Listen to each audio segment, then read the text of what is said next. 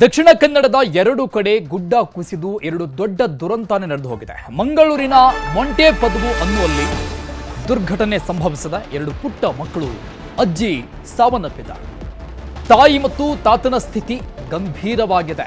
ಆಸ್ಪತ್ರೆಗೆ ದಾಖಲು ಮಾಡಲಾಗಿದೆ. ಇವತ್ತು ಬೆಳಿಗ್ಗೆ ನಡೆದಂತಹ ಒಂದು ದುರ್ಘಟನೆ ಇದು.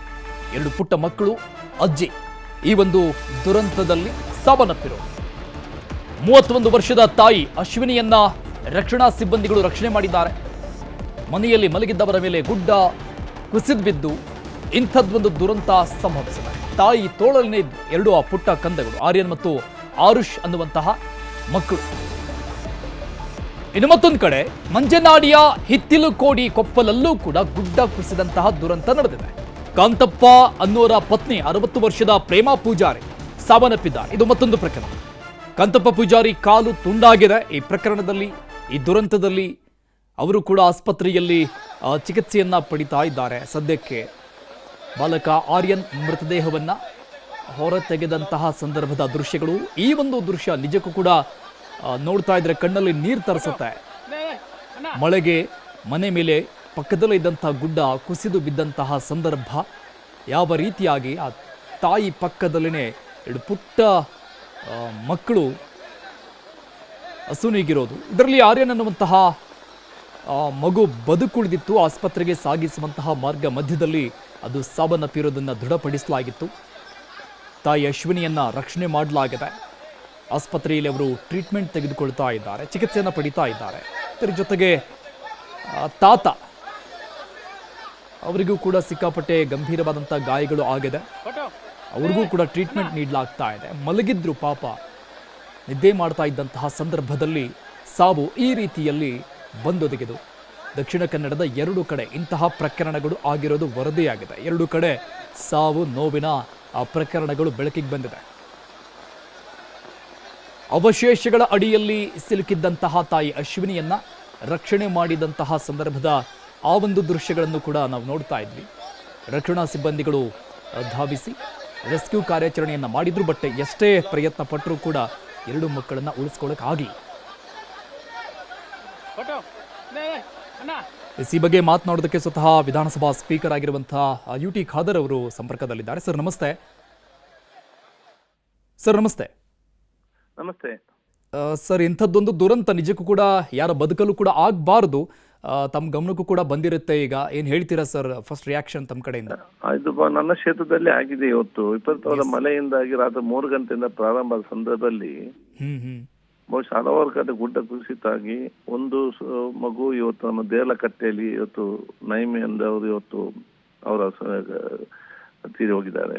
ಎರಡನೇದು ನಮ್ಮ ಮಂಜಾಡಿ ಗ್ರಾಮದ ಮೊಂಟೆ ಪೋದವಿನ ಈ ಒಂದು ಪ್ರದೇಶದಲ್ಲಿ ಬಹುಶಃ ಅಲ್ಲಿ ನಮ್ಮ ಮನೆಯ ಮೇಲೆ ಸೀತಾರಾಮ್ ಪೂಜಾರಿ ಅವರು ಬದುಕಿದ್ದಾರೆ. ಪ್ರೇಮಾ ಪೂಜಾರಿ ಅವರ ಮತ್ತೆ ಅವರ ಅಜ್ಜಿ ಅವ್ರ 2 ಮೊಮ್ಮಕ್ಕಳು ಇವತ್ತು ಬಹುಶಃ ಇವತ್ತು ತೀರಿ ಹೋಗಿ ಅತ್ಯಂತ ನೋವಿನ ವಿಚಾರ. ತಾಯಿ ಇವತ್ತು ಬದುಕಿದ್ದಾರೆ, ಆಸ್ಪತ್ರೆಯಲ್ಲಿ ಇವತ್ತಿದ್ದಾರೆ. ಬಹುಶಃ ಇವತ್ತು ಅತ್ಯಂತ ನೋವಿನ ವಿಚಾರ. ಇವತ್ತು ನಾವು ಎಷ್ಟೇ ಅಲ್ಲಿ ಪ್ರಯತ್ನ ಪಟ್ಟರು ಕೂಡ ನಮ್ಮ NDRF ಇರಲಿ, ಅಧಿಕಾರಿಗಳಿರಲಿ, ನಮ್ಮ ಗ್ರಾಮ ಪಂಚಾಯತ್ನವರಿರಲಿ ಮತ್ತು ಎಲ್ಲಾ ಜಾತಿ ವರ್ಗದವರು ಒಗ್ಗಟ್ಟಾಗಿ ಆ ಮಾನವೀಯತೆ ಮತ್ತು ಆ ಒಂದು ಕರ್ತವ್ಯ ಮುಖಾಂತರ ಕೆಲಸ ಮಾಡಿ ಕೂಡ ಆ ಒಂದು ಮಗುವನ್ನು ಉಳಿಸ್ಲಿಕ್ಕೆ ಆಗದಿರೋ ಅತ್ಯಂತ ಮತ್ತು ನೋವಿನ ಒಂದು ವಿಚಾರ ಇವತ್ತಾಗಿದೆ. ಎಲ್ಲರೂ ಶ್ರಮ ಪಟ್ಟಿದ್ದಾರೆ, ಪ್ರಾರ್ಥನೆ ಮಾಡಿದ್ದಾರೆ. ಆದ ಕಾರಣ ಬಹುಶಃ ಈಗಾಗಲೇ ನಾನು ಅಧಿಕಾರಿಕ ನಾವಿಗೆ ಎಷ್ಟೇ ಪರಿಹಾರ ಕೊಟ್ಟರು ಕೂಡ ಈ ನೋವನ್ನು ನಮ್ಗೆ ಕಡಿಮೆ ಮಾಡ್ಲಿಕ್ಕೆ ಆಗುದಿಲ್ಲ. ಅದು ಸರ್ಕಾರದ ಇವತ್ತು ಕರ್ತವ್ಯ ನಾವು ಇವತ್ತು ಕೊಡುವಂತದ್ದು. ಅದನ್ನು ಇವತ್ತೇ ಕೊಡ್ಬೇಕಂತ ಸೂಚಿಸ್ತೇನೆ. ಉಸ್ತುವಾರಿ ಸಚಿವರು ಕೂಡ ತಕ್ಷಣ ಬರ್ತಾ ಇದ್ದಾರೆ. ಎಲ್ಲಾ ವಿಚಾರ ಕೂಡ ಕಂದಾಯ ಸಚಿವರಿಗೆ ಮತ್ತು ನಮ್ಮ ಉಸ್ತುವಾರಿ ಮತ್ತು ಮುಖ್ಯಮಂತ್ರಿ ಕಚೇರಿಗೆ ಇವತ್ತು ಎಲ್ಲ ಬರೆದ ನಾನು ನನ್ನ ಕ್ಷೇತ್ರದ ಕಾರಣ ಅದು ಕೊಟ್ಟಿದ್ದೇನೆ. ಕ್ಷೇತ್ರದ ಬೇರೆ ಬೇರೆ ಕಡೆ ಇವತ್ತು ಗುಡ್ಡ ಜರದ ಸಂದರ್ಭದಲ್ಲಿ, ಇವತ್ತು ರಸ್ತೆ ಬ್ಲಾಕ್ ಆದಂತ ಸಂದರ್ಭದಲ್ಲಿ ಅಲ್ಲಿ ಎಲ್ಲ ಯುವಕರು ಎಲ್ಲಾ ಜಾತಿ ವರ್ಗದವರು ಒಗ್ಗಟ್ಟಾಗಿದ್ದುಕೊಂಡು ಕೆಲಸ ಮಾಡಿ ದೊಡ್ಡ ಮಾನವೀಯತೆ ಪ್ರದರ್ಶಿಸಿ ಆ ಬಂದ ಸಮಸ್ಯೆಯನ್ನು ಸಮರ್ಪಕವಾಗಿ ಇವತ್ತು ಅವರು ನಿಭಾಯಿಸಿದ್ದಾರೆ. ಬಸ್ ಈ 4 ಜನ ಕಳ್ಕೊಂಡದೇ ಅದು ಅತ್ಯಂತ ನೋವಿನ ವಿಚಾರ. ಎಸ್ ಸರ್, ನಿಮ್ಮ ಇನ್ನೊಂದು ವಿಚಾರ ಗೊತ್ತಿರುತ್ತೆ ಅಂದ್ಕೊಳ್ತೀನಿ. ತುಂಬ ಅರ್ಲಿ ಮಾರ್ನಿಂಗ್ ಸರ್ ಈ ಘಟನೆ ಆಗಿದ್ದು, ಬಟ್ ರೆಸ್ಕ್ಯೂ ಟೀಮ್ ಬರೋದಕ್ಕೆ ತುಂಬ ಲೇಟ್ ಆಯಿತು. ಬಿಕಾಸ್ ಏನಂದರೆ ಅಲ್ಲಿ ಮೂಲಭೂತ ಸೌಕರ್ಯ ಬೇಕಾದಂತಹ ರಸ್ತೆನೇ ಇರಲಿಲ್ವಂತೆ ವೆಹಿಕಲ್ಗಳು ಬರೋದಕ್ಕೆ ಓಡಾಡೋದಕ್ಕೆ. ಸೊ ಅದು ಕೂಡ ತುಂಬ ಲೇಟ್ ರೆಸ್ಕ್ಯೂ ಆಪರೇಷನ್ಗೆ ಕಾರಣ ಆಯಿತು. ಸೊ ಹಾಗಾಗಿ ಇದ್ರ ಬಗ್ಗೆ ಕೂಡ ಗಮನ ಹರಿಸಬೇಕಾಗುತ್ತೆ ಸರ್ಕಾರ. ಇಲ್ಲ, ಯಾಕಂತ ನನಗೆ ಚೆನ್ನಾಗಿ ಗೊತ್ತಿದೆ. ಅದು ಒಂದು ಗ್ರಾಮದ ಕುಗ್ರಾಮ ಇತ್ತು, ಮುಂಚೆ ಏನು ಕೂಡ ಇರಲಿಲ್ಲ ಅಲ್ಲಿ. ಅಲ್ಲಿ 2-3 ಮನೆಗಳು ಮಾತ್ರ ಇದ್ದದ್ದು. ಅಲ್ಲಿಗೆ ಕಾಂಕ್ರೀಟ್ ರಸ್ತೆ ನಾನೇ ಮಾಡಿ ಅಲ್ಲಿ ಎಂದ ತನಕ ಕೊಟ್ಟಿದೆ. ಮತ್ತೆ ಇದು ಮತ್ತೆ ಸ್ವಲ್ಪ ಹೋಗ್ಬೇಕು ಅಲ್ಲಿಗೆ. ಅದು ಪ್ರೈವೇಟ್ ಲ್ಯಾಂಡ್ ಅಲ್ಲಿ ಪ್ರಾಬ್ಲಮ್ ಎಲ್ಲ ಬರ್ತದೆ. ಮತ್ತೆ ಆ ಕಾಂಕ್ರೀಟ್ ರೋಡ್ ಏನಾಗಿದೆ, ಅದು ಒನ್ ಸೈಡ್ ಅಕ್ಕಪಕ್ಕದ ಜಾಗ ಇದ್ದ ಕಾರಣ ಅದು ಒಂದು ವೆಹಿಕಲ್ ಮಾತ್ರ ಹೋಗ್ಲಿಕ್ಕೆ ಸಾಧ್ಯ ಆಗ್ತದೆ. ಒಂದು ವೆಹಿಕಲ್ ಕೆಳಗೆ ಹೋದ್ರೆ ಮತ್ತೆ ಆ ಕಡೆ ಮೇಲೆ ಬರ್ಲಿಕ್ಕೆ ಆಗುದಿಲ್ಲ. ಇಂಥ ಶಾಲೆ ಮುಟ್ಟ ಸ್ವಲ್ಪ ಇವತ್ತು ಲೇಟ್ ಆಗಿರ್ಬೋದು. ಮತ್ತ ಈಗ ಅಲ್ಲಿ ತುಂಬಾ ಮನೆಗಳು ಆಗಿದೆ. ಅದು ಬಹಳ ಮುಂಚೆ ಗುಲಿಗದಿಂತೆ ಡೌನ್ಗೆ ಹೋಗುವಂತ ಒಂದು ಪರಿಸ್ಥಿತಿ ಇತ್ತು. ಯಾರು ಹೋಗುವಂತ ವಿಚಾರಣೆ ಇರಲಿಲ್ಲ ಮುಂಚೆಲ್ಲ. ನಮ್ಮ ಪಂಬದ ಕುಟುಂಬದವರು ಇದ್ದ ಕಾರಣ ಅವ್ರಿಗೆ ಕೊಡ್ಬೇಕು. ಮತ್ತೊಂದು ಎಷ್ಟು ಹಾಸ್ಟೆಲ್ ಮಾಡಿದೆವು. ಖದರ್ ಸರ್, ಇತ್ತೀಚೆಗೆ ಘಟ್ಟ ಪ್ರದೇಶಗಳಲ್ಲಿ ಈ ರೀತಿಯಾಗಿ ಲ್ಯಾಂಡ್ ಸ್ಲೈಡಿಂಗ್ ಪ್ರಕರಣಗಳು ಸಿಕ್ಕಾಪಟ್ಟೆ ಆಗ್ತಾ ಇದೆ. ತಮ್ಗೆ ನೆನಪಿದೆ, ಲಾಸ್ಟ್ ಟೈಮ್ ಶಿರೂರುಗುಡ್ಡ ಕುಸಿತ ಆದಂಥ ಸಂದರ್ಭದಲ್ಲಿ 11 ಜನ ಸತ್ತೋದ್ರು ಪಾಪ. ಈ ಭಾಗದಲ್ಲಿ ಸಿಕ್ಕಾಪಟ್ಟೆ ಆಗುತ್ತೆ. ಈ ತರದ ಪ್ರದೇಶಗಳಲ್ಲಿ ಇರುವಂತವರನ್ನ ಸ್ಥಳಾಂತರ ಮಾಡುವಂತ ಏನಾದರೂ ಪ್ರಕ್ರಿಯೆ ಆಗಬಹುದಾ? ಇದಕ್ಕೆ ಶಾಶ್ವತ ಪರಿಹಾರ? ಅಲ್ಲಿ ಏನಾಗಿದೆ, ಇದು ಇಲ್ಲಿ ಪ್ರಕೃತಿ ವಿಕೋಪ ಎಲ್ಲಿ ಆಗ್ತದೆ, ಯಾವಾಗ ಆಗ್ತದೆ, ಎಷ್ಟು ಗಂಟೆ ಆಗ್ತದೆ, ಹೇಗೆ ಆಗ್ತದೆ ಅಂತ ಹೇಳಿ ಅದು ದೇವರಿಗಲ್ಲದೆ ಬೇರೆ ಯಾರಿಗೂ ಕೂಡ ಗೊತ್ತಿರುವುದಿಲ್ಲ. ಆಯ್ತಾ? ಒಂದು. ಎರಡನೇದೇನು, ಕೆಲವೊಂದು ಪ್ರಕೃತಿಯ ಸಮಸ್ಯೆ ಇದೆ, ಕೆಲವೊಂದು ಜನರ ಸಮಸ್ಯೆ ಇದೆ. ಈ ವಿಚಾರ ನಮ್ಗೆ ಏನಂತ ಗೊತ್ತಿಲ್ಲ. ಕೆಲವು ಕಡೆ ಮನೆಯವರು ಏನ್ ಮಾಡ್ತಾರೆ, ಮನೆ ಸ್ವಲ್ಪ ತೆಗೆದು ಗುಡ್ಡದ ಅಂಚಿನವರೆಗೆ ಬರ್ತಾರೆ. ಮತ್ತೆ ಅಲ್ಲಿ ಪ್ರೊಟೆಕ್ಟ್ ಏನಾಗುದಿಲ್ಲ ಅಂತ ಪ್ರೊಟೆಕ್ಷನ್ ಇರುವುದಿಲ್ಲ. ಅದು 5 ವರ್ಷ 10 ವರ್ಷ ಏನ್ ಗಟ್ಟಿ ಇರುತ್ತೆ, ಏನ್ ತೊಂದರೆ ಇರೋದಿಲ್ಲ. ಇದು ಪ್ರತಿ ವರ್ಷ ಹೀಗೆ ಇರ್ತದೆ ಅನ್ಸಿಕೊಂಡು ಒಂದಲ್ಲೊಂದು ದಿವಸ ಅದು ಬಿದ್ದು ಬಿಡ್ತದೆ. ಆದ ಕಾರಣ ಒಂದು ದೇವರ ಪ್ರಕೃತಿ ವಿಕೋಪ ನಮ್ಗೆ ಯಾರನ್ನು ಕಟ್ಟಲಿಕ್ಕೆ ಸಾಧ್ಯ ಇಲ್ಲ. ಅದು ಬಂದಾಗ ಅದನ್ನು ಹೇಗೆ ಬಗೆಹರಿಸಬಹುದಂತೆ ನಾವು ತೋರಿಸಿ ಕೊಟ್ಟಿದ್ದಾರೆ ನಮ್ಮ ಊರವರೆಲ್ಲ. ಆದ್ರೆ ಜನಸಾಮಾನ್ಯರಾಗುವಂತ ಪ್ರಕೃತಿ ವಿಕೋಪವನ್ನು ಎಚ್ಚೆತ್ತುಕೊಂಡ್ರೆ ಎಲ್ಲರೂ ಒಂದೇ ಮನಸ್ಸಿಂದ ಮನೆ ಕಟ್ಟುವಾಗಿರ್ಲಿ, ಸಮತಟ್ಟು ಮಾಡುವಾಗಿರ್ಲಿ, ದೊಡ್ಡವನ್ನು ಜರಿವಾಗಿರ್ಲಿ, ಆ ಒಂದು ಸಿಸ್ಟಮ್ ಅನ್ನು ಕಾಯ್ದುಕೊಂಡ್ರೆ ಖಂಡಿತವಾಗಿ ಇದನ್ನು ಬಹಳಷ್ಟು ಸಮಸ್ಯೆ ಬಗೆಹರಿಸಬಹುದು. ಗ್ರಾಮ ಪಂಚಾಯತಿಗೆ ಇವತ್ತು ಕಾನೂನು ಮತ್ತು ಅಧಿಕಾರ ಇದೆ. ಅದೇ ಗ್ರಾಮ ಪಂಚಾಯತಿ ಏನಾಗ್ತದೆ, ಎಲ್ಲ ಒಂದೇ ಸಂಬಂಧಿಕರ ಮನೆ ಕಟ್ಟುವವರು, ಅಲ್ಲದೆ ಮಿತ್ರರ ಮನೆ ಕಟ್ಟುವವರು ಅಥವಾ ಬಡವರ ಮನೆ ಕಟ್ಟುವವರು, ಇವಾಗ ತೊಂದರೆ ಆಗ್ಲಿಕ್ಕೆ ಇಷ್ಟ ಆಗುದಿಲ್ಲ. ಸೊ ಇಂಥೊಂದು ವಿಚಾರ ಎಲ್ಲ ಇರ್ತದೆ ತಳಮಟ್ಟದಲ್ಲಿ. ಸರ್, ತಾವು ಮದೀನಾದಲ್ಲಿ ಇದ್ದೀರಾ ಅನ್ನುವಂಥ ಮಾಹಿತಿ ಸಿಗ್ತಾ ಇದೆ. ಸೊ ಅಲ್ಲಿಂದಾನೇ ಇಷ್ಟೆಲ್ಲ ಅಪ್ಡೇಟ್ಸ್ ಗಳನ್ನ ಪಡೆದುಕೊಳ್ತಾ ಇದ್ದೀರಿ. ಯಾವೆಲ್ಲ ಅಧಿಕಾರಿ ಜೊತೆ ಕಾಂಟ್ಯಾಕ್ಟ್ ಅಲ್ಲಿ ಇದ್ದೀರಿ ಸರ್? ನಾನು ಬೆಳಿಗ್ಗೆಯಿಂದಲೇ ಇವತ್ತು ಅಲ್ಲಿ 3 ಗಂಟೆ ನಮಗೆ ಕಾಲ್ ಯಾವಾಗ ನಮ್ಮ ಕಾರ್ಯಕರ್ತರು ಫೋನ್ ಮಾಡಿದ್ರು, ಆಗಿಂದಲೇ ಒಂದು ನನ್ನ ಎಲ್ಲ ಗ್ರಾಮದ ಎಲ್ಲೆಲ್ಲಿ ನಮ್ಮ ಸಂಘ ಸಂಸ್ಥೆ ಭೇಟಿ ಮಾಡಿ ಎಲ್ಲ ಜೊತೆ ಕೆಲಸ ಮಾಡಬೇಕು, ಬೋಟ್ ಬೇಕಾದ್ರೆ ಬೋಟ್ ಇರ್ಬೇಕಂತ ಪಡ್ಕೊಂಡು ಸಹಾಯ ಹೇಳಿದೆವು. ಈ ಒಂದು ವಿಚಾರದಾಗ ನಾವು ಮಂಗಳೂರು ಇನ್ಚಾರ್ಜ್ DC, SP, ತಹಶೀಲ್ದಾರ್ಗೆ ಸ್ಪಾಟ್ಗೆ ಹೋಗಿ ನಿಂತು ನಮ್ಮ ADC ಅಲ್ಲಿ ನಿಂತು ಅದನ್ನು NDRF ಮತ್ತು ಟೀಮ್ ಲೋಕಲ್ ಗ್ರಾಮ ಪಂಚಾಯತ್ ಸಹಕಾರ ಮಾಡಬೇಕು. ಮತ್ತೆ ಬೇರೆ ಕಡೆಗಳಲ್ಲಿ ಎಲ್ಲಿ ಮನೆಗೆ ನೀರು ನುಗ್ಗಿ ಇವತ್ತು ಊಟ ಉಪಚಾರ ಮಾಡ್ಲಿಕ್ಕೆ ಆಗುದಿಲ್ಲ, ಅವ್ರಿಗೆ ನಾವು ಜಿಲ್ಲಾಧಿಕಾರಿ ಇಲಾಖೆ ಆಡಳಿತ ಇಲಾಖೆ ಮುಖಾಂತರ ಆರೈಕೆ ಯೋಜನೆಯಲ್ಲಿ ಊಟ ಮತ್ತು ವಸತಿ ವ್ಯವಸ್ಥೆ ಮಾಡಬೇಕು ಆದೇಶಿಸಿ ಸರ್ಕಾರ, ಅಧಿಕಾರಿಗಳು, ಸ್ಥಳೀಯ ಜನಪ್ರತಿನಿಧಿಗಳು ಮತ್ತು ಸಂಘ ಸಂಸ್ಥೆಯರು ಒಂದು ಟೀಮ್ ವರ್ಕ್ ಆಗಿ ಎಲ್ಲ ಕಡೆ ಕೆಲಸ ಮಾಡಿದ್ದಾರೆ. ಮತ್ತು ನಾನು ನಮ್ಮ ಕಂದಾಯ ಸಚಿವರಿಗೆ ಮತ್ತು ಉತ್ಸವ ಸಚಿವರು ಕೂಡ ಮಾತಾಡಿದ್ದೇನೆ. ಉತ್ಸವ ಸಚಿವರು ಬರ್ತಾ ಇದ್ದಾರೆ, ಮನೆ ಮುಖ್ಯಮಂತ್ರಿಗಳು ಕೂಡ ಎಲ್ಲ ವಿಚಾರ ತಿಳಿದಿದೆ. ಮತ್ತೆ ಪರಿಹಾರ ಕೂಡ ಇವತ್ತೇ ಅವರಿಗೆ ಕೊಡಬೇಕಂತ ಸೂಚಿಸಿದ್ದೇನೆ ಅಧಿಕಾರಿಗಳಿಗೆ. ಸರ್, ಈಗ ದಕ್ಷಿಣ ಕನ್ನಡಕ್ಕೆ ಇನ್ನೂ 3 ರಿಂದ 4 ದಿನ ರೆಡ್ ಅಲರ್ಟ್ ಇದೆ ಸರ್. ಸೊ ಹಾಗಾಗಿ ಏನೇನು ಇನ್ಸ್ಟ್ರಕ್ಷನ್ ಕೊಡ್ತಾ ಇದ್ದೀರಾ ಅಲ್ಲಿ ಅಧಿಕಾರಿಗಳಿಗೆ? ಯಾವ ರೀತಿ ಹೆಚ್ಚಿನ ಕ್ರಮಗಳಾಗ್ತಾ ಇದೆ? ಹೌದು, ಯಾಕಂತ ಹೇಳಿದ್ರೆ ನೋಡಿ, ನಮ್ಮಲ್ಲಿ ಒಂದು ಡಿಸಾಸ್ಟರ್ ಟೀಮ್ ಅಂತ ದಕ್ಷಿಣ ಕನ್ನಡ ಜಿಲ್ಲೆಯಲ್ಲಿ ಅಧಿಕಾರಿಗಳು ಮತ್ತು ಪ್ರತಿ ವರ್ಷ ಕೂಡ ಯಾರ್ಯಾರ ಜವಾಬ್ದಾರಿ ಕಂಟ್ರೋಲ್ ಮೇಲೆ ಏನಂತ ಇದೆ, ಆದ್ರೆ ಸ್ವಲ್ಪ ಆಕ್ಟಿವ್ ಆಗಿರ್ಬೇಕು ಅಂತ ಸೂಚಿಸಿದ್ದೇನೆ. ಯಾವುದೇ ಕಾರಣಕ್ಕೂ ನಮ್ಗೆ ಅಧಿಕಾರಿಗಳ ನಿರ್ಲಕ್ಷ್ಯದಿಂದ ಜನರಿಗೆ ತೊಂದರೆ ಅಂತ ಭಾವನೆ ಬರಬಾರ್ದು. ಈ ಕಷ್ಟಕಾಲದಲ್ಲಿ ಅಧಿಕಾರಿ ಸ್ಪಂದಿಸಿದ್ದಾರೆ ಎಂಬ ಭಾವನೆ ಬರುವಂತ ರೀತಿ ಅಧಿಕಾರಿಗಳು ಕೆಲಸ ಮಾಡ್ಬೇಕಂತ ತಿಳಿಸಿದ್ದೇನೆ. ಮತ್ತು ಜನರಿಗೆ ಕೂಡ ನಾನು ಹೇಳಿದ್ದೇನೆ, ಬರೇ ನೀವು ಅಧಿಕಾರಿಗಳ ಮೇಲೆ ಈ ಸಮಸ್ಯೆಯನ್ನು ಬಿಟ್ರೆ ಒಬ್ಬರಿಗೆಲ್ಲ ಕೆಲಸ ಮಾಡ್ಲಿಕ್ಕೆ ಆಗುದಿಲ್ಲ. ನೀವು ಸಂಘ ಸಂಸ್ಥೆಯವರು, ಸ್ಥಳೀಯ ಜನಪ್ರತಿನಿಧಿಗಳು, ಊರವರು, ನೀವು ಸಂಪೂರ್ಣ ಸಹಕಾರ ಅಧಿಕಾರಿ ವರ್ಗದವರಿಗೆ ಕೊಡಬೇಕು. ಮತ್ತೆ ಯಾರಿಗೆ ಕಷ್ಟದಲ್ಲಿದ್ದಾರೆ ಒಬ್ಬರಿಗೊಬ್ಬ ಎಷ್ಟು ಸಹಾಯ ಮಾಡ್ಲಿಕ್ಕೆ ಈ ಕಾಲದಲ್ಲಿ ಸಹಾಯ ಮಾಡಬೇಕು ಅಂತ ಕೂಡ ನಾನು ಸೂಚನೆ ಕೊಟ್ಟಿದ್ದೇನೆ. ಅಂದ್ರೆ ಗೊತ್ತಿರುತ್ತೆ ಸರ್ ಸರ್ಕಾರಕ್ಕೆ, ಅಂದ್ರೆ ಇರುವಂತ ಮಾಹಿತಿ ಪ್ರಕಾರವಾಗಿ ಭೂವಿಜ್ಞಾನ ಇಲಾಖೆ ಆಗಿರ್ಬೋದು ಮತ್ತೊಂದಾಗಿರ್ಬೋದು, ಎಲ್ಲಿ ಲ್ಯಾಂಡ್ ಸ್ಲೈಡಿಂಗ್ ಜಾಸ್ತಿ ಆಗುತ್ತೆ, ಸೂಕ್ಷ್ಮವಾದಂಥ ಪ್ರದೇಶ ಯಾವುದು ಎತ್ತ ಎನ್ನುವಂಥದ್ದು. ಸೊ ಅಲ್ಲಿ ಈ ರೀತಿಯಾಗಿ ರಕ್ಷಣಾ ಪಡೆಗಳನ್ನು ಅಲ್ಲಿ ಇರಿಸಿದ್ರೆ ತುಂಬಾ ಅನುಕೂಲ ಆಗುತ್ತೆ ಅಂತ ಅನ್ಸುತ್ತೆ. ನೋಡಿ, ಯಾವಾಗಲೂ ಕೂಡ ಇಂಥದ್ದು ನಮ್ಮ ಸುಳ್ಯ, ಮಡಿಕೇರಿ ಅಥವಾ ನಮ್ಮ ಈ ಸಮುದ್ರ ಬದಿ ಆಗ್ತದೆ ಅಂತೇಳಿ ಆ ಒಂದು ಯೋಚನೆ ಇರ್ತದೆ. ಓಕೆ, ಇದು ಏನಿದೆ, ಸಮುದ್ರ ಬದಿಯಲ್ಲ, ಗುಡ್ಡ ಬದಿಯಲ್ಲ, ಸಮುದ್ರ ತಪ್ಪದೆ ಮೋಡ ಹೊಡೆದು ಈ ರೀತಿ ಮಳೆ ಬರ್ತದೆ ಯಾರು ಎನಿಸಿರ್ಲಿಲ್ಲ. ಅನ್ಎಕ್ಸ್ಪೆಕ್ಟೆಡ್. ಅನ್ಎಕ್ಸ್ಪೆಕ್ಟೆಡ್ ಇದು ಇದರಲ್ಲಿ.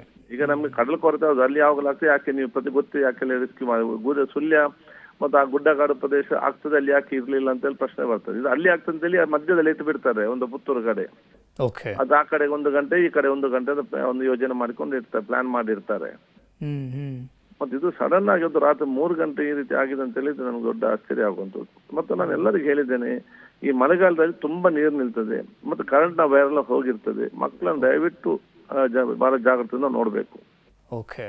ಮಳೆ ನಿಂತು ಅಲ್ಲಿ ಆ ಗದ್ದೆಯಿಂದ ರೋಡಿಂದ ನೀರು ಕ್ಲೀನ್ ಆಗುವ ತನಕ ಆ ಕರೆಂಟ್ ಫೀಸ್ ಅನ್ನು ಲೈನ್ ಮ್ಯಾನ್ ಅವ್ರು ತೆಗೆದಿಡ್ಬೇಕು. ಓಕೆ, ನಾವು ನಿಜಕ್ಕೂ ಕೂಡ ತಮಗೆ ಅಪ್ರಿಷಿಯೇಟ್ ಮಾಡಲೇಬೇಕು ಸರ್, ಯಾಕಂದರೆ ತಾವು ಬಿಜಿ ಶೆಡ್ಯೂಲಲ್ಲಿ ಇದ್ದರೂ ಕೂಡ ಮಧ್ಯನಾಥದಲ್ಲಿ ಇದ್ದೀರಾ ಅನ್ನುವಂಥ ಮಾಹಿತಿ ಇದೆ. ಆದರೂ ಇಷ್ಟೆಲ್ಲ ಅಪ್ಡೇಟ್ಸ್ಗಳನ್ನು ಪಡಿತಾ ಇದ್ದೀರಿ, ಜೊತೆಗೆ ನಿರಂತರವಾಗಿ ಸಂಪರ್ಕದಲ್ಲಿದ್ದೀರಾ ಅಧಿಕಾರಿಗಳ ಜೊತೆಗೆ. ಹೇಗೆ ಗೊತ್ತಾಯ್ತು ಸರ್ ಈ ಒಂದು ಪ್ರಕರಣ ನಿಮಗೆ? ಯಾರು ಹೇಳಿದರು? ನನಗೆ 3 ಗಂಟೆ ಬೆಳಿಗ್ಗೆ ಅಲ್ಲಿ ಕಾರ್ಯಕರ್ತರಿಂದ ಫೋನ್ ಮಾಡಿದ್ರು. ಓಕೆ, ಅಲ್ಲಿ 3 ಗಂಟೆಗೆ. ಅದು ಇಲ್ಲಿ ನಮಗೆ ಸದಾ 12:30 ಗಂಟೆ ಆಗಿತ್ತು. ಓಕೆ, ಸೊ ಅವಾಗಿಂದನೇ ಆಕ್ಟಿವ್ ಆಗಿಬಿಟ್ಟಿದ್ದೀರಾ? ಹೌದು. ಓಕೆ, ಓಕೆ ಸರ್, ಯಾವಾಗ ವಾಪಸ್ ಆಗ್ತಾ ಇದ್ದೀರಾ ಸರ್ ತಾವು? ನಾನು 12ನೇ ತಾರೀಕು. ಓಕೆ, ವಿಸಿಟ್ ಮಾಡ್ತೀರಾ ಸರ್? ಕುಟುಂಬಕ್ಕೆ ಹೋಗಿ ಬರ್ತೀರಾ? ಖಂಡಿತ ಮಾಡಲೇಬೇಕಲ್ಲ. ಓಕೆ ಸರ್, ಈಗ ಈ ಮನೆ ಪರಿಸ್ಥಿತಿ ನೋಡಿದ್ರೆ ಅನ್ಕೊಳ್ತೀನಿ ನಾನು, ಟೋಟಲಿ ಬಿದ್ದೋಗ್ಬಿಟ್ಟಿದೆ, ಅಲ್ಲಿ ಇರೋದಕ್ಕೆ ಸಾಧ್ಯನೇ ಇಲ್ಲ. ಪರ್ಯಾಯ ವ್ಯವಸ್ಥೆ ಏನಾದರೂ? ಅದಕ್ಕೆ ನಾನು ಅಲ್ಲಿ ಪರಿಸ್ಥಿತಿ ನೋಡಿ ಇವತ್ತು ಅಲ್ಲಿ ಹೋಗಿದ್ದಾರೆ ನಮ್ಮ ಅಧಿಕಾರಿಗಳು, ಮತ್ತೆ ಕೇಳ್ತೇನೆ ನಾನು. ಓಕೆ, ಅಂದ್ರೆ ಇನ್ಕ್ಲೂಡಿಂಗ್ ವಸತಿ ಎಲ್ಲಾನು ಮಾಡಿಕೊಡುವಂತ ನೋಡಿ, ಅವ್ರಿಗೆ ಶಿಫ್ಟ್ ಆಗುದಾದ್ರೆ ನಾವು ಜಾಗ ಮತ್ತು ವಸತಿ ಮಾಡಿ ಕೊಡ್ತೇವೆ. ಓಕೆ, ಪ್ರಾಬ್ಲಮ್ ಏನು, ಸದನ ಯಾರು ಶಿಫ್ಟ್ ಆಗುದಿಲ್ಲ. ಹೌದು, ಅದು ಇಷ್ಟು ವರ್ಷ ಅಲ್ಲಿ ಮನೆಯಿಂದ ಅಲ್ಲಿ ಒಂದು ಭಾವನಾತ್ಮಕ ಸಂಬಂಧ ಇರ್ತದೆ ಊರಿಗೆ, ಆ ಪ್ರದೇಶಕ್ಕೆ. ಬಹಳ ಕಷ್ಟ ಶಿಫ್ಟ್ ಆಗೋದು. ಓಕೆ ಸರ್, ಈ ಅಕ್ಕಪಕ್ಕದಲ್ಲಿ ಇನ್ನಷ್ಟು ಏನಾದ್ರು ಫ್ಯಾಮಿಲಿಗಳು ಇದಾವಂತ ಸರ್? ಆ ಬಗ್ಗೆ ಮಾಹಿತಿ ಇದೆ ತಮಗೆ? ಕುಟುಂಬಗಳು ಇಲ್ಲ, ನಾನು ಅಂತ ಡೇಂಜರ್ ಈಗ ಮಾತಾಡ್ದಷ್ಟೇ, ಚೇರ್ಮನ್ ಮಾಹಿತಿ ಪಡ್ಕೊಂಡದಷ್ಟೇ. ಓಕೆ, ಅಂತ ಡೇಂಜರ್ ಸ್ಪಾಟ್ ಯಾವುದು ಕೂಡ ಇಲ್ಲ. Okay sir, okay, thank you so much sir, news eighteen ಜೊತೆ ಮಾತಾಡೋದಕ್ಕೆ ಥ್ಯಾಂಕ್ ಯು. ಸಿದು ವಿಧಾನಸಭಾ ಸ್ಪೀಕರ್ UT ಖಾದರ್ ಅವರು ಎಕ್ಸ್ಕ್ಲೂಸಿವ್ ಆಗಿ ಮಾತನಾಡಿದ್ರು. ಪಾಪ ಅವರು ಮದಿನಾದಲ್ಲಿದ್ದರೂ ಕೂಡ ಈ ಪರಿಸ್ಥಿತಿಗೆ ಸಂಬಂಧಪಟ್ಟಂಗೆ ಪ್ರತಿಯೊಂದು ಅಪ್ಡೇಟ್ಸ್ಗಳನ್ನು ಅಲ್ಲಿಂದಾನೇ ಪಡಿತಾ ಇದ್ದಾರೆ. ಶಾರ್ಪ್ ಯಾವಾಗ ಈ ಒಂದು ಘಟನೆ ಸಂಭವಿಸಿತು, ಸ್ಥಳದಲ್ಲಿದ್ದಂತಹ ಸ್ಥಳೀಯ ಅಧಿಕಾರಿಗಳು UT ಖಾದರ್ ಅವರಿಗೆ ಈ ರೀತಿಯಾಗಿ ಘಟನೆ ಸಂಭವಿಸಿದೆ, ದುರಂತ ಆಗಿದೆ ಅನ್ನುವಂತಹ ಪ್ರತಿಯೊಂದು ಮಾಹಿತಿಗಳನ್ನು ಕೊಡ್ತಾ ಇದ್ದಾರೆ. ಜೊತೆಗೆ ಅವರು ಕೂಡ ಅಲ್ಲಿಂದ ರಿಯಾಕ್ಟ್ ಮಾಡ್ತಾ ಇದ್ದಾರೆ, ಏನೆಲ್ಲ ಇನ್ಸ್ಟ್ರಕ್ಷನ್ಗಳನ್ನು ಕೊಡಬೇಕು ಅಧಿಕಾರಿಗಳಿಗೆ, ಯಾವ ರೀತಿಯಾಗಿ ಕಾರ್ಯಾಚರಣೆಯನ್ನು ಮುಂದುವರಿಸಬೇಕು. ಯಾಕಂದರೆ ಇನ್ನೂ 3 ರಿಂದ 4 ದಿನಗಳ ಕಾಲ ರೆಡ್ ಅಲರ್ಟ್ ಇರೋದ್ರಿಂದ ಜಿಲ್ಲೆಯಾದ್ಯಂತ ಬಹಳಷ್ಟು ಸೂಕ್ಷ್ಮವಾಗಿ ಕೆಲಸಗಳನ್ನು ಮಾಡಬೇಕಾಗತ್ತೆ ಅಧಿಕಾರಿಗಳು ಕೂಡ. ಇನ್ನು ಭಾರಿ ಮಳೆ ಕಾರ್ಯಾಚರಣೆಗೆ ಅಡ್ಡಿ ಉಂಟು ಮಾಡಿದೆ. ಕಾರ್ಯಾಚರಣೆ ಬಗ್ಗೆ NDRF ಮಾಹಿತಿಯನ್ನು ಕೊಟ್ಟಿದೆ. ಅತ್ಯಂತ ಸವಾಲಿನ ಕಾರ್ಯಾಚರಣೆ ಆಗಿತ್ತಿದು. ಒಂದೊಂದೇ ಇಂಚು ಕಟ್ ಮಾಡಿ ತೆಗಿಬೇಕಾಗಿದೆ ಬಿದ್ದಂತಹ ಅವಶೇಷಗಳನ್ನು. ಯಾಕಂದ್ರೆ ನಿರಂತರವಾಗಿ ಧೋ ಅಂತ ಮಳೆ ಸುರಿತಾನೆ ಇತ್ತು. ಅತ್ಯಂತ ಸವಾಲಿನ ಕಾರ್ಯಾಚರಣೆ ಆಗಿತ್ತಿದು. ಸಡನ್ ಆಗಿ ಹೋಗಿ ರೆಸ್ಕ್ಯೂ ಮಾಡಿ ಕರೆದುಕೊಂಡು ಬರುವಂತಹ ಪರಿಸ್ಥಿತಿ ಇರಲಿಲ್ಲ. ಒಂದೊಂದೇ ಇಂಚನ್ನ ಕಟ್ ಮಾಡಿ, ಆ ಗೋಡೆಗಳೇನೆಲ್ಲ ಬಿದ್ದಿತ್ತು ಅದೆಲ್ಲವನ್ನು ಕೂಡ ಕಟ್ ಮಾಡಿ ಹೊರ ತೆಗಿಬೇಕಾಯಿತು, ರೆಸ್ಕ್ಯೂ ಮಾಡಬೇಕಾಯಿತು.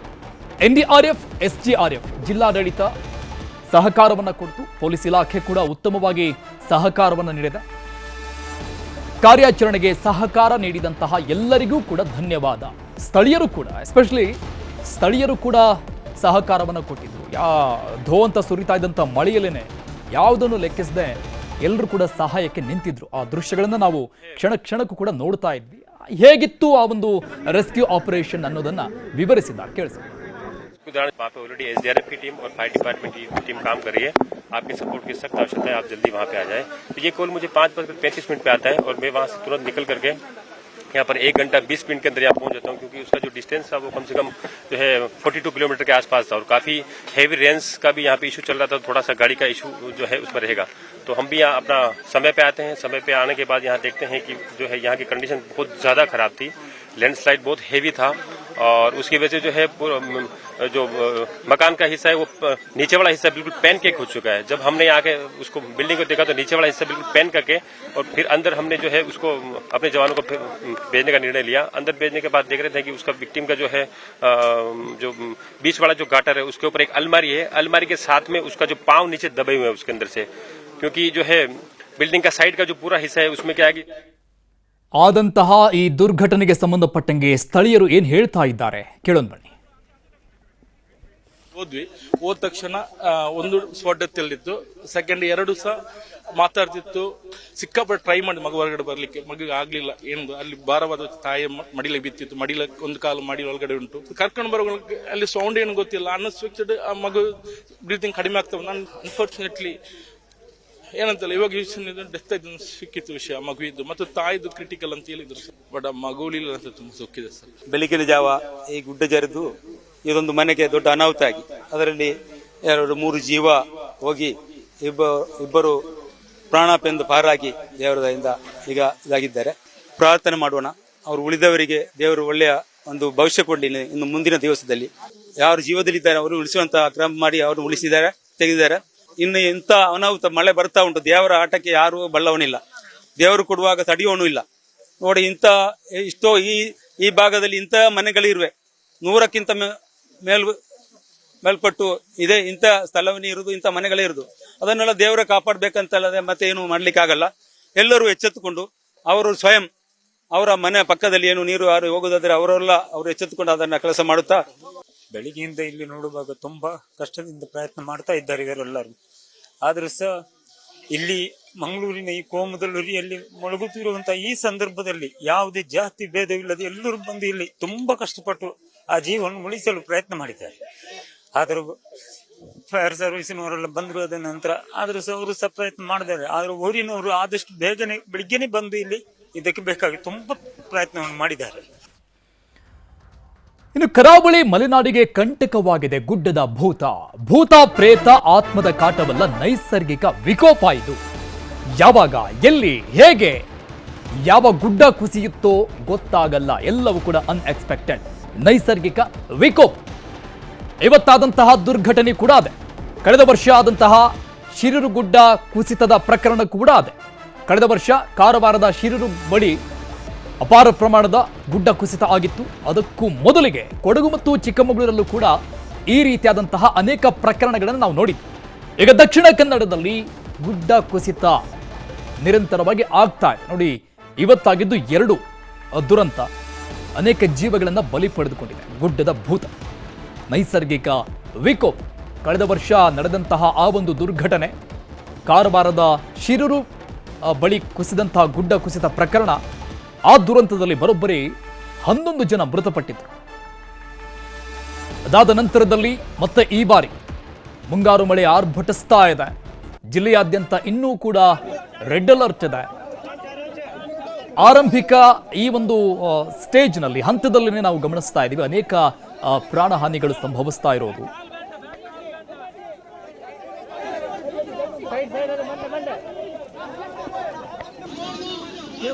ಈ ಗುಡ್ಡ ಕುಸಿತ ಸ್ಥಳದಿಂದ ನಮ್ಮ ಪ್ರತಿನಿಧಿ ಕಿಶನ್ ಶೆಟ್ಟಿ ಅಲ್ಲಿನ ಪ್ರತ್ಯಕ್ಷ ವರದಿ ಕೊಟ್ಟಿದ್ದಾರೆ, ವಿವರಣೆ ಕೊಟ್ಟಿದ್ದಾರೆ, ನೋಡೋಣ.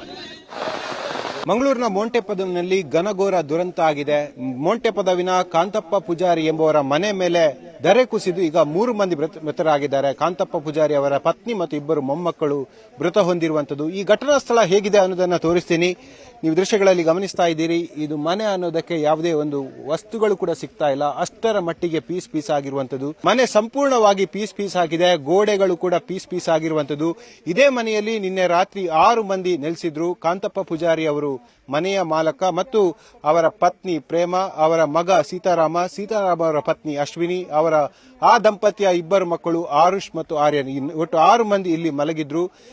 ರಾತ್ರಿ ಸುಮಾರು 3 ಗಂಟೆ ವೇಳೆಗೆ ಈ ಘಟನೆ ಆಗಿದೆ ಅಂತ ಹೇಳಿ ಶಂಕೆಯನ್ನು ವ್ಯಕ್ತಪಡಿಸಲಾಗ್ತಾ ಇದೆ. ಯಾಕೆಂದ್ರೆ ಸುಮಾರು 4:15 ಗಂಟೆ ಹೊತ್ತಿಗೆ ಇಲ್ಲಿನ ಸ್ಥಳೀಯರಿಗೆ ಮಾಹಿತಿ ಸಿಕ್ತು.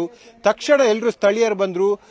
ಇಲ್ಲಿ ಘಟನೆ ಆದ ತಕ್ಷಣವಾಗಿ ಮೇಲ್ಭಾಗದಿಂದ ಗುಡ್ಡ ಕುಸಿಯುವಂತಹ ಸೌಂಡ್ ಅದು ಮನೆಯ ಮಗ ಸೀತಾರಾಮ ಅವರಿಗೆ ಕೇಳಿಸಿತು. ಅವರ ಮನೆಯಿಂದ ಓಡಿ ಹೋದ್ರು.